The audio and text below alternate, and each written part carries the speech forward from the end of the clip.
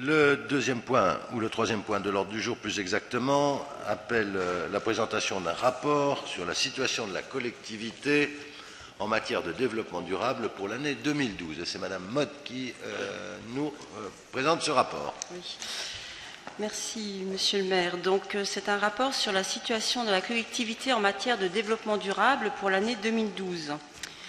Conformément à l'article 255 de la loi du 12 juillet 2010, il est demandé aux collectivités locales de plus de 150 000 habitants d'élaborer un rapport sur la situation en matière de développement durable, préalablement au débat portant sur le projet de budget. D'après ce décret, le rapport de développement durable doit comporter le bilan des actions conduites au titre de la gestion du patrimoine, du fonctionnement de la collectivité et de ses activités internes, ainsi que le bilan des politiques publiques, des orientations et des programmes mis en œuvre sur son territoire. Ces bilans doivent comporter par ailleurs une analyse des modalités d'élaboration, de mise en œuvre et d'évaluation des actions politiques publiques et programmes. Agissant depuis de nombreuses années en faveur du développement durable, que ce soit en matière d'environnement ou en matière d'engagement sociétal, la ville de Dijon souhaite mettre à profit ce rapport pour structurer son approche du développement durable et progresser dans cette voie. C'est pourquoi il convient de considérer cette situation comme une étape dans le long processus d'amélioration continue dans lequel notre collectivité s'est engagée depuis plusieurs années pour faire de Dijon une référence écologique. Donc ce rapport comporte 5 volets. J'ai choisi quelques exemples pour illustrer cette politique de développement durable. Le volet 1 concerne la cohésion sociale, solidarité entre les territoires et les générations. Bien évidemment, l'équité sociale est un des piliers du développement durable. La politique sociale de la ville s'inscrit pleinement dans cet objectif en s'appuyant sur l'analyse annuelle des besoins sociaux pour adapter les réponses au plus près des réalités quotidiennes de la population dijonnaise. Je ne rappellerai pas ici les actions en faveur du social du CCAS, bien évidemment, elles sont conséquentes. Je prendrai 2 exemples très concrets. Le handicap, actuellement 205 agents sont bénéficiaires de l'obligation d'emploi, soit 6,02% de l'effectif global.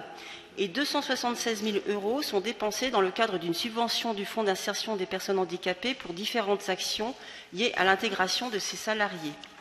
Ensuite, aussi un exemple extrêmement intéressant que sont les clauses d'insertion qui existent maintenant depuis longtemps, qui permettent l'insertion professionnelle des demandeurs d'emploi ayant des difficultés conjoncturelles à s'insérer dans le marché de l'emploi. Ainsi, en 2012, 323 personnes en ont bénéficié pour un total de 192 000 heures, soit de travail, et 58 embauches ont pu être effectuées, dont 34% de ces embauches pour des personnes issues des quartiers politiques de la ville. Le volet 2, c'est la prévention de la biodiversité, la protection des milieux et des ressources. La biodiversité est essentielle, elle constitue un élément clé de la régulation du climat contre l'érosion des sols et la préservation des ressources. La ville a initié des actions qui doivent aller en s'amplifiant.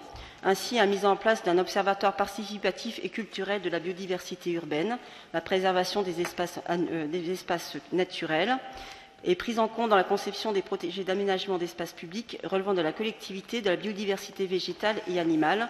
Ainsi, on peut noter le fauchage tardif, la démarche zéro phyto, la prise en compte dans le PLU des ressources, tout un travail effectué sur l'eau, la protection des zones de captage, ainsi que la réduction des consommations énergétiques dans les bâtiments, par les techniques de construction et dans les déplacements favorisant les modes de déplacement doux, la mixité fonctionnelle et la densification dans les secteurs desservis par les transports collectifs.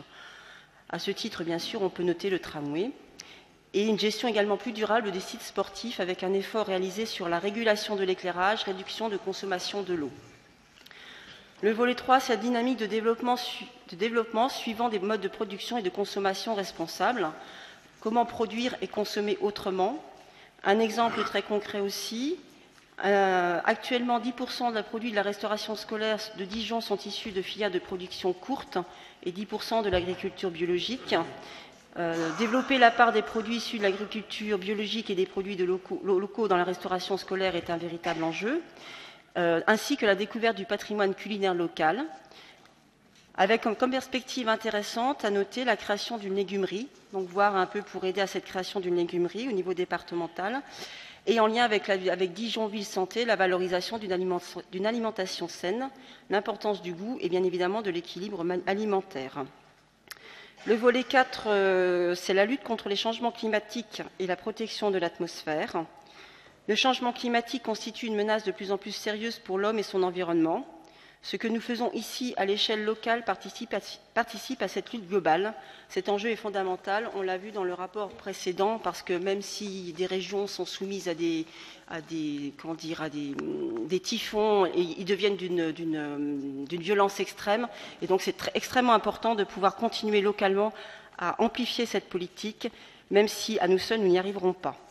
Mais il faut y participer, bien évidemment. Le constat des gaz à émissions d'effet de serre pour notre collectivité, les deux principaux postes sont les déplacements, donc au niveau de notre collectivité en termes d'institutions, sont les déplacements et le chauffage. C'est pourquoi la ville de Dijon a déployé depuis quelques années une politique énergétique et de lutte contre le changement climatique. Nous avons mis en place depuis quelques années un plan climat-énergie territorial qui décline des axes de travail et des actions à mettre en œuvre pour y parvenir. La mise en place des lignes de tramway, l'effort fait sur l'éclairage public, sur la rénovation énergétique, sur l'optimisation des bâtiments en fait partie. Un autre point intéressant, c'est la création du réseau de chaleur, qui là est du Grand Dijon, mais qui va pouvoir aussi bénéficier bien évidemment à la ville de Dijon, avec un effort fait pour 60% d'énergie renouvelable qui viennent de l'approvisionnement en bois. Nous allons ainsi pouvoir raccorder de nombreux sites communaux pour l'approvisionnement de l'eau chaude sanitaire et du chauffage. Ce mode d'approvisionnement de chaleur concrétise une volonté forte de la collectivité de réduire ses émissions de gaz à effet de serre ainsi que sa dépendance aux énergies fossiles. Nous avons mis en place aussi, en lien avec le Grand Dijon, un service énergie qui propose donc un plan pluriannuel d'investissement en termes de rénovation, d'optimisation et d'investissement dans des technologies innovantes.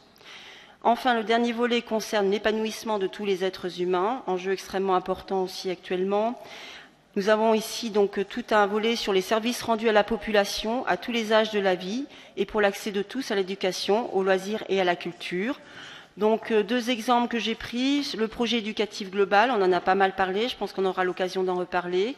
Le soutien aux personnes âgées aussi, à titre d'exemple, donc 136 323 repas servis à domicile pour 902 personnes âgées en 2012, 632 aides financières accordées. Tout ça pour favoriser aussi le maintien à domicile. Dans ce cadre, l'aide publique est l'une des garanties principales que l'accès et la qualité de l'aide ne soient pas réservés aux plus aisés. Et puis, bien évidemment, l'ouverture de la maison des seniors, guichet unique, pour simplifier la vie des seniors dijonnais et de leurs familles. À noter également donc, la qualité et la diversité de l'animation sportive, qui développe un partenariat fort, les démarches d'élaboration de l'agenda 21 de la culture, qui en est aux axes de réflexion, et puis toute une dernière partie sur le logement, priorité municipale, au travers notamment d'un travail collaboratif avec les bailleurs publics, état des lieux, rééquilibrage de l'offre et le renouvellement urbain des grésilles et de la fontaine douche. En conclusion, je dirais que ce rapport souligne que les politiques dites écologiques, développement durable, irriguent l'ensemble des politiques publiques et aident à améliorer l'efficacité et la bonne gestion de ces politiques, et que donc nous devons encore appuyer et intensifier les changements de comportement, la démocratie locale, l'implication des habitants, la concertation, comme on le fait, la biodiversité, développer les circuits courts et poursuivre les efforts engagés de réduction énergétique. Je vous remercie. C'est nous qui vous remercions, Madame Motte, de cette présentation sur ce rapport. Y a-t-il des remarques? Monsieur Dugourc. Monsieur le maire, mes chers collègues, nous sommes heureux de pouvoir débattre de ces questions importantes avec la place du développement durable dans la politique de la ville, possibilité qui, rappelons-le, est prévue et offerte par la loi dite Grenelle II qui a été adoptée par le gouvernement précédent. Heureux car les questions d'environnement ne doivent pas être confisquées dans une logique purement partisane, elles doivent être au cœur de nos réflexions et parfois transcender les lignes politiques. Et vous le savez, monsieur le maire, nous avons toujours pris position sur ces questions dans cette Assemblée dans un esprit constructif et au service de l'intérêt général. Ainsi, nous avons soutenu au sein de cet hémicycle le plan climat-énergie territorial et nous sommes aujourd'hui attentifs à sa mise en application sur le terrain. C'est aussi un consensus que nous avons trouvé pour soutenir, par exemple, les projets de jardins partagés ou encore la promotion des produits locaux dans les cantines scolaires. Mais cet esprit de dialogue, au profit de justes impératifs environnementaux, ne nous a pas empêchés de nous opposer lorsque ça nous semblait nécessaire. Et nous le rappelons, nous sommes opposés, vous le savez, sur votre politique de transport et de déplacement. Autant nous sommes favorables, nous avons toujours été favorables à un transport en commun en site propre, que nous jugeons indispensable, autant nous nous opposons à votre logique du tout tram, logique coûteuse, qui oublie les autres modes de transport, et en particulier le déplacement piéton ou encore la voiture. Et force est de reconnaître, lorsqu'on voit à Dijon se multiplier les bouchons dans certains secteurs de la ville, eh bien, on peut réellement s'interroger sur les effets positifs de cette politique en matière d'écologie, sur la qualité de l'air, ou voire sur la qualité de vie tout court des Dijonnais. Et d'ailleurs, nous ne sommes pas totalement les seuls à émettre quelques réserves sur votre action écologique. La ministre de l'égalité des territoires et du logement, que vous soutenez, du gouvernement, a récemment attribué un certain nombre de distinctions pour les écoquartiers. Et il force est de constater là aussi que malgré une forte communication, aucun projet de la ville de Dijon n'a pour l'instant été labellisé au plan national en termes d'écoquartier. Ce rapport est d'autre part l'occasion pour nous d'alerter une nouvelle fois les Dijonnais sur l'absence de réalisations importantes et significatives en matière d'espaces verts. Sous votre mandature, nous n'avons connu aucune création importante de parcs ou de jardins, malgré les nombreux projets immobiliers qui auraient pu s'accompagner de cette vision verte. Alors, bien sûr, nous allons voter ce rapport, car nous ne pouvons qu'adhérer à sa philosophie générale, même si, objectivement, il apparaît un peu comme un fourre-tout passablement confus. Néanmoins, c'est aussi l'occasion pour nous de poser un certain nombre de questions, d'interrogations. Tout d'abord, est-ce que vous pouvez nous éclairer sur l'état d'avancement des travaux du réseau de chaleur urbain? En effet, après un démarrage en trombe, un grand renfort de communication, nous avons le sentiment aujourd'hui que les travaux ont été stoppés pour quelques mois, sans doute le temps de l'hiver électoral.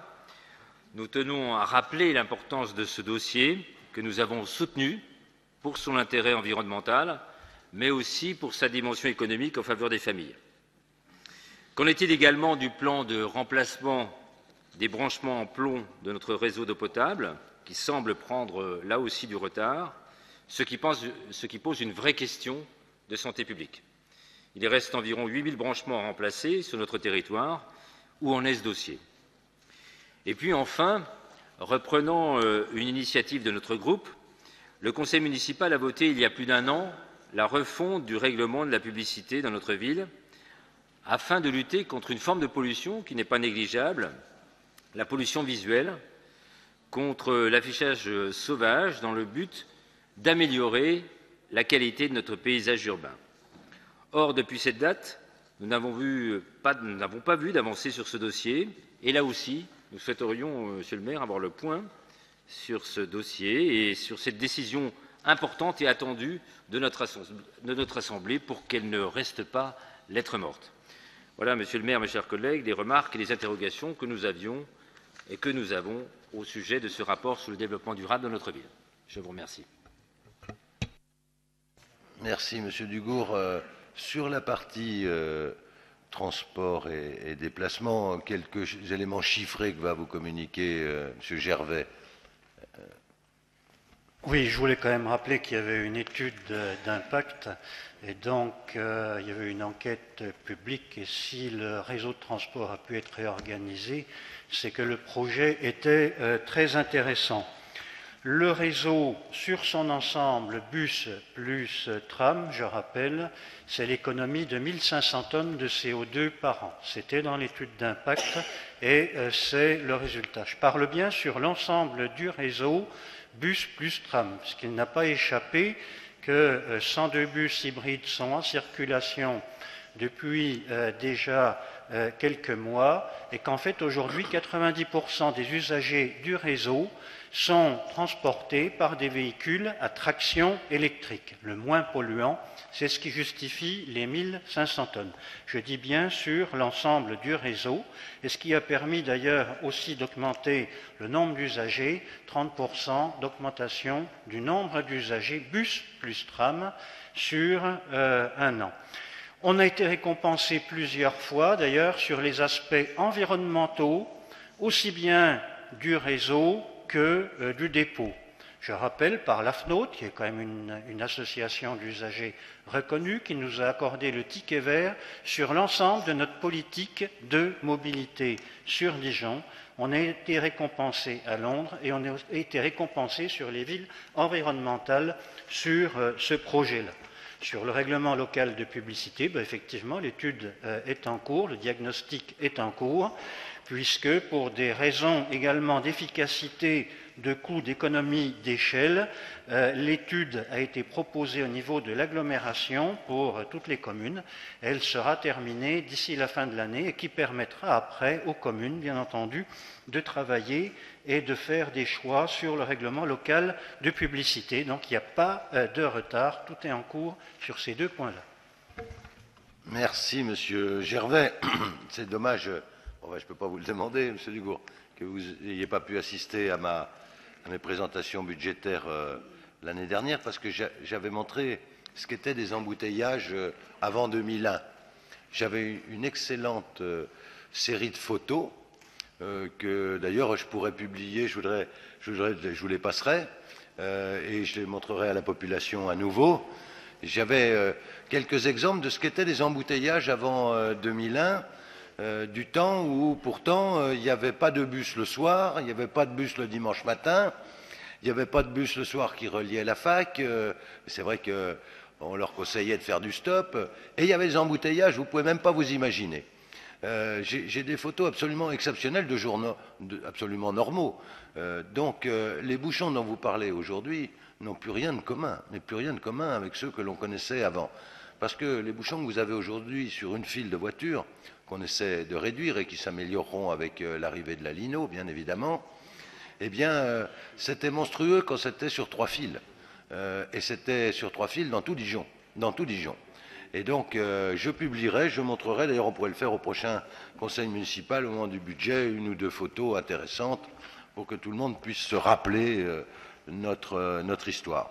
Sur les parcs et jardins, je vous montrerai aussi, lors de notre prochaine session, que, ça me surprend de votre part d'ailleurs, vous n'avez peut-être pas tout suivi ce qui s'est fait sur Dijon ces derniers temps, enfin cette dernière décennie, parce qu'on a réalisé 881 000 mètres carrés d'aménagement de l'espace public à travers beaucoup d'allées, de parcs et jardins.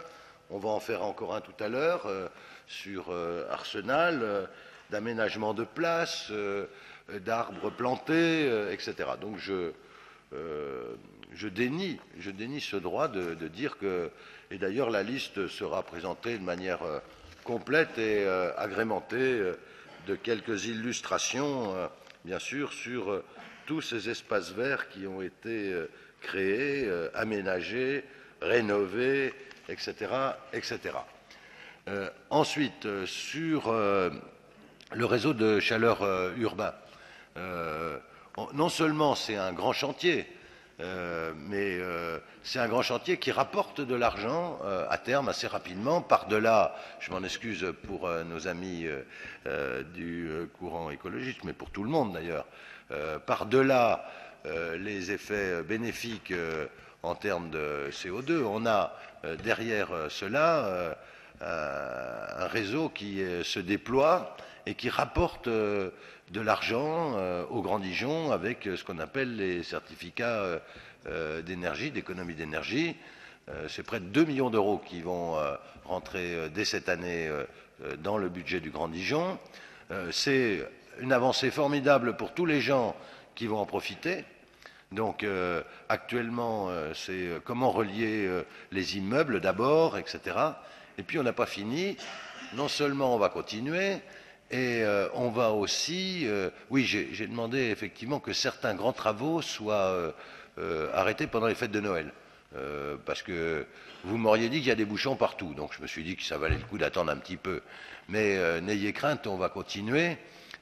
Et non seulement on va continuer, mais on va étendre ce réseau de chauffage urbain, rénover celui de la Fontaine-Douche, le faire en commun avec celui de Chenauve. Et derrière, ce sont des économies d'énergie formidables pour les gens qui vont être desservis par ce réseau de de chauffage, de chaleur, réseau de chaleur urbain. Donc ça va se déployer, continuer à se déployer. C'est beaucoup d'investissements, c'est très cher au départ, mais c'est rentable et c'est rentable pour ceux qui vont en profiter, pour les immeubles. On a commencé par les grandes structures, que ce soit l'université, CHU, Grand Dijon, etc., bien évidemment. Et puis, on va continuer à connecter. Sur la pub, sur les engagements que nous avons pris, je voulais vous faire un point précis, puisque vous me l'avez demandé. Donc, un montage juridique a été fait, assez original, qui a été repris par le Conseil communautaire le 19 novembre 2012.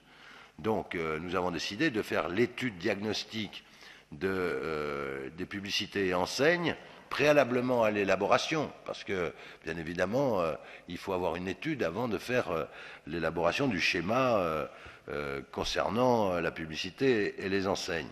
Pour remettre à plat la réglementation, il faut savoir ce qu'on a. Et donc, l'ensemble des communes de l'agglomération a souhaité que nous fassions tout ça ensemble. Et donc, une étude diagnostique a été lancée. Elle a été confiée dans le cadre d'un appel d'offres à un bureau d'études qui s'appelle Cadre et Cité. Et la mission qui lui a été confiée comprend 2 phases. Une tranche ferme qui consiste donc en la réalisation d'une étude diagnostique sur le thème de la publicité des enseignes, des préenseignes à l'échelle de l'agglomération. Et deuxièmement, des tranches conditionnelles pour l'élaboration de règlements locaux de publicité à l'échelle de chaque commune, ce qui correspond plus à votre attente, du Grand Dijon, qui le souhaiteront. On ne pourra pas l'imposer, bien sûr, à toutes les communes. En tous les cas, toutes les communes ont souhaité que ce diagnostic soit partagé.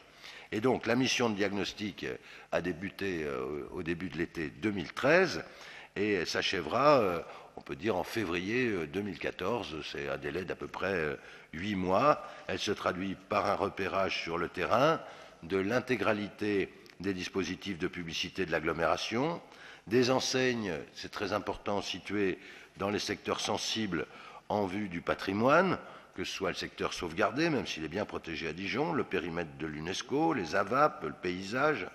Cette première phase permettra donc aux communes de disposer d'un état des lieux complet pour déterminer, en toute connaissance de cause, et voire pour élaborer, le cas échéant, un règlement local de publicité. Donc, le recours à la centrale d'achat du Grand Dijon permettra aux communes, ensuite, si elles le souhaitent, de poursuivre ensemble la réflexion et d'engager la phase réglementaire. Voilà. Tout ça nous permet d'avoir une vision globale, cohérente, et donc de répondre, je le pense, ainsi à vos interrogations justifiées, bien évidemment. D'autres remarques ? Je n'en vois pas, donc j'ai noté le vote favorable du groupe Initiative Dijon. Sur ce rapport, y a-t-il d'autres remarques? Je n'en vois pas, il en est donc ainsi décidé.